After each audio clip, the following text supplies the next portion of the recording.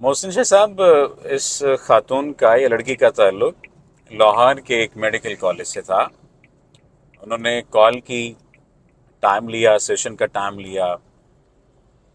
पहले तो उन्होंने कहा कि टीम के लोगों से कहा कि मुझे फौरी टाइम चाहिए। फिर ज़ाहिर है उन्होंने बताया कि सर मैम पहले से सेशन बुकड हैं और एक यानी आपको 2 दिन बाद टाइम मिलेगा। उन्होंने कहा नहीं, मुझे टाइम अभी चाहिए, मुझे हर हाल में सर से बात करनी है। ओके। मुझसे डिस्कस किया। मैंने कहा ठीक है, अगर कोई ऐसा केस या कोई ऐसा मामला हुआ करे तो आप मुझे बता दिया करें। उन्होंने कहा जी डबल फीस ले लें लेकिन बात करनी है। अब ये बात बताने का मकसद क्या कि उसकी पेन को समझिए कि वो फौरी तौर पर बात करना चाह रही थी खातून। मैंने जब कॉल मिली मैंने उनसे पूछा, मैंने कहा जी बेटे क्या हुआ। तो मैंने उनसे डेट ऑफ बर्थ पूछी, चीज़ें पूछी। तो मैंने कहा कि पिछले 3 साल से आपका कोई मामला मसला चल रहा है, आई डोंट नो क्या है, लेकिन 3 साल से ये मामला आपके साथ चल रहा है और आपके पेरेंट्स के साथ नहीं बनती। तो अब आप बताइए कि आप क्या पूछना चाहती हैं, क्या कहना चाहती हैं। तो कहने लगी सर बिल्कुल एग्जैक्टली आपकी बात ठीक है। 3 साल पहले ही मेरी लड़ाई हुई थी पहली दफ़ा उस शख्स के साथ जिससे मैं 5 साल से ताल्लुक़ में थी। मेरा ये ताल्लुक़ अपनी स्टूडेंट लाइफ के यानी एमबीबीएस जब मैंने स्टार्ट किया था तो फर्स्ट ईयर में ताल्लुक़ बना था और ये ताल्लुक़ बनते बनते बनते चलते चलते अब मैं यानी मेरी डिग्री ख़त्म होने के करीब है, 5वां साल है।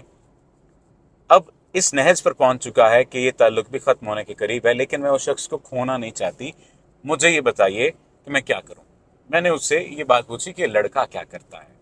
उसने कहा कि वो भी मेरे साथ पढ़ ही रहा है। मैंने कहा कहाँ पर उसकी शादी हो रही है। तो कहने लगे कि सर आपको कैसे पता। मैंने कहा चलें आप इस बात को तुक्का ही मान लें। क्यों कल्बे आजम साहब। मैंने कहा चलें इस बात को आप तुक्का ही समझ लें। मैंने तुक्का मारा तो वो ठीक लग गया। आप बताएं कि उसकी शादी कहाँ पर हुई है। तो कहने लगी मामू की बेटी के साथ। मैंने कहा ये होनी ही वहां पर थी और ये पूरा पैटर्न वही है। ये बात याद रखिए कि वो आपके साथ ताल्लुक में रहेगा लेकिन आपके साथ शादी नहीं करेगा, या आपका ताल्लुक बना रहेगा, शादी नहीं होगी। कहती सर आप कैसे इतने वसूख के साथ कैसे कह सकते हैं।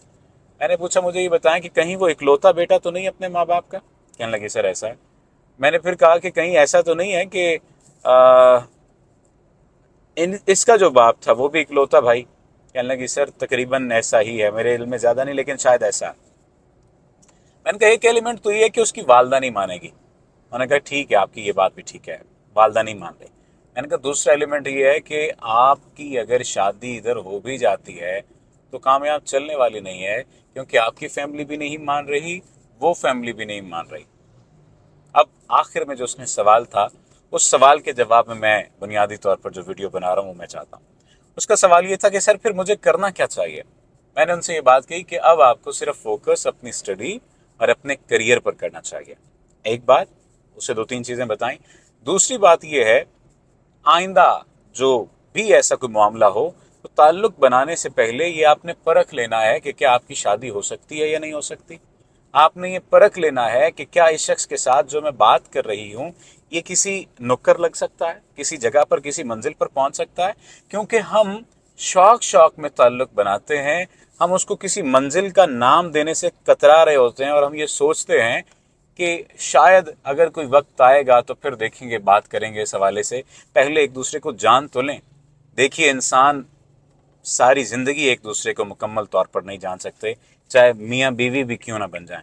इसलिए ये कहना कि पहले जान लें और जानने के चक्कर में ताल्लुक बनाना और फिर शादी के होते होते ताल्लुक खत्म हो जाता है, एक तो ये वजह। फिर ये भी जान लें कि जहां पर आपका ताल्लुक है क्या उनके पेरेंट्स का रुझान कहीं और शादी करने का तो नहीं है। यानी ये पूछ लेने में कोई शर्म महसूस नहीं करनी चाहिए, कोई आर महसूस नहीं करनी चाहिए। क्योंकि एक बच्ची ने ये बात की सर मैं पहली दफा मैं कैसे ही पूछ लूं कि तुम मुझसे शादी करोगे या नहीं करोगे, या अपने पेरेंट्स से बात करवाओ। दोस्ती होगी तो बात होगी ना। आप दोस्ती भी तभी काम करें जब आपकी मंगनी हो सके। उसके बाद कुछ सिक्योरिटी आपकी रहती, फैमिलीज इन्वॉल्व हो जाती हैं। ये बात बहुत अहम है। और एक और जो बड़ी बात मैं आपको बताने जा रहा हूं, खुदारा किसी भी ताल्लुक को कायम करने के बाद फौरी तौर पर आप अपने जो फिजिकल नीड्स हैं उनको पूरा ना करने लग जाएं, फिजिकल रिलेशन ना बनाया करें। ये जब आप करते हैं तो फिर आप एक गिल्ट में मुब्तला हो जाते हैं, क्योंकि आप गलत कर रहे होते हैं, आपको पता होता है।